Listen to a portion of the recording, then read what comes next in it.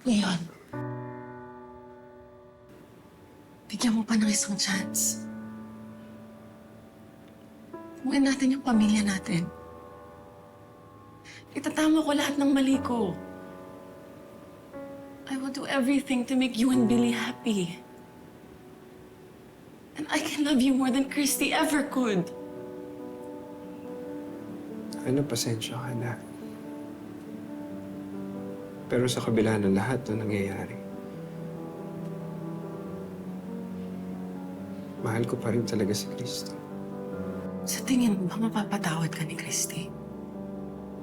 Sa tingin mo ba makakalimutan niya na kayo ni Shaira ang sumira sa pamilya nila? Alam mo, aminado naman talaga ako ng dami kong kasamaan na ginawa kay Christy. Pero hindi na ako yung Leon ngayon. At ginawa ko ang lahat para magbago at mapatunayan sa kanya na mahal ko siya. Kaya sana balang araw, maintindihan niya ako at mapatawad niya ako. Mahal pa rin ni Jordan at Christy ang isa't isa. And they never stopped loving each other. Bakit hanggang ngayon hindi mo pa rin matanggap yun? Bakit kailangan ipilit mo yung sarili mo kay Christy?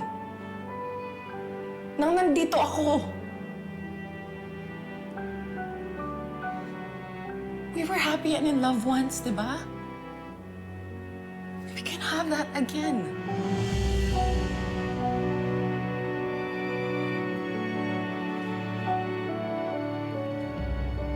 Pasensya ka na.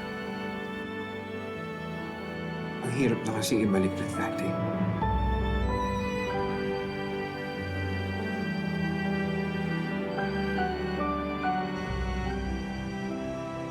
Mabuti yung naging desisyon mo, ha? Na i-prioritize mo ang healing mo. Because that's the only way, anak. That's the only way para makamove forward ka. Salamat, Ma. Aminin ko po, hindi naging madali para sa akin na i-turn down si Jordan. Pero kasi, meron talagang parte sa akin na parang gusto ko pa rin siyang tanggapin. Gusto ko pa rin aminin sa kanya na mahal ko pa rin siya. Pero, Ma, hindi ko yung gagawin. Hindi ko yun pwedeng gawin sa kanya. Kahit sa akin, Ma. Alam ko namang hindi pa po ako handa, eh. Ayoko rin naman pong pumasok sa isang relasyon na hindi ko pa napoproseso lahat ng pinagdaanan ko. Correct. Ma, tapos bibit-bitin ko yun. Kawawa naman po yung magiging karelasyon ko. Ay, ako. Kaya bilib ako sa iyo, eh. Ha? Anak nga kita. Aba, totoo naman yan. It takes so much courage to recognize that you are not ready. Na hindi ka pa handang magmahal. And to be honest about it. Alam mo, anak, galing, give me 5. Ha?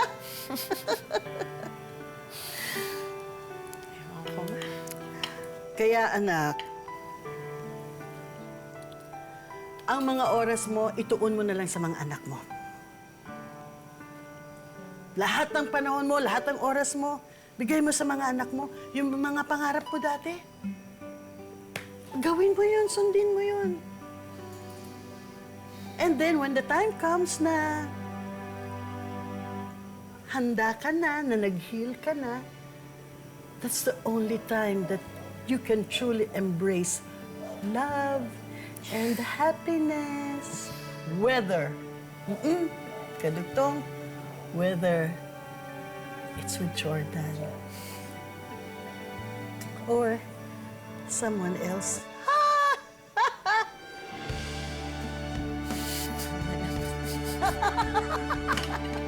Pa someone else pa.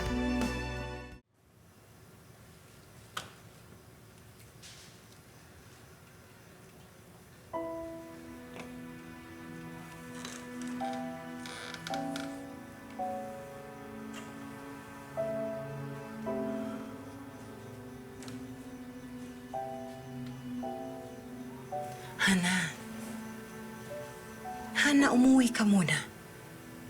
Magpahinga ka naman. Maghapon mo nang binantayan si Leon sa ospital. Ngayon si Billy naman. Huwag ka mag-alala, hindi ko pababayaan yan. Sige na. I'm okay, Kausa. Gusto ko lang makita si Billy bago ako umuwi. Ayos ka lang ba, Hana?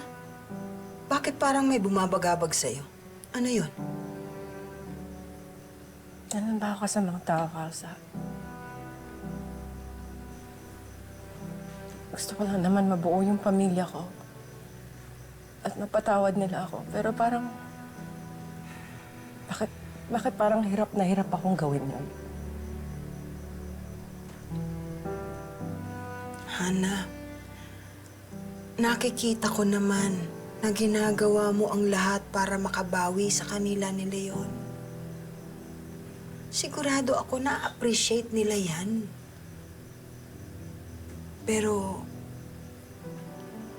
palagay ko hindi na maibabalik yung tulad ng dati dahil may iba na sa puso ni Leon ngayon. Dapat hindi ako umalis. Kasi kung hindi ako umalis, kami pa rin ni Leon. At buo pa rin yung pamilya ko. Hindi na maibabalik ang panahon, Hana. Maging masaya ka na lang na naging magkaibigan pa kayo uli ni Leon. Maging masaya ka na lang na kaparte ka pa rin ng buhay ni Billy ngayon.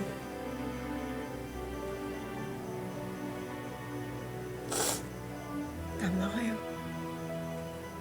Dapat maging grateful na lang ako. Because I have a second chance to be Billy's mom. At si Leon,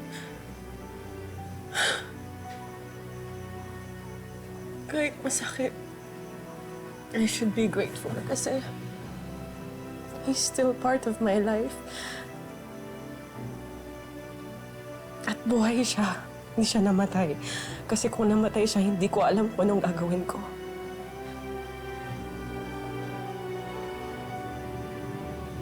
Muntik na mawala sa akin ang dalawang taong pinakamamahal ko dahil sa Shaira na yan. Hindi ko siya mapapatawad sa kasalanan niya sa akin. At hindi ako titigil hanggat hindi siya nabubulok sa kulungan.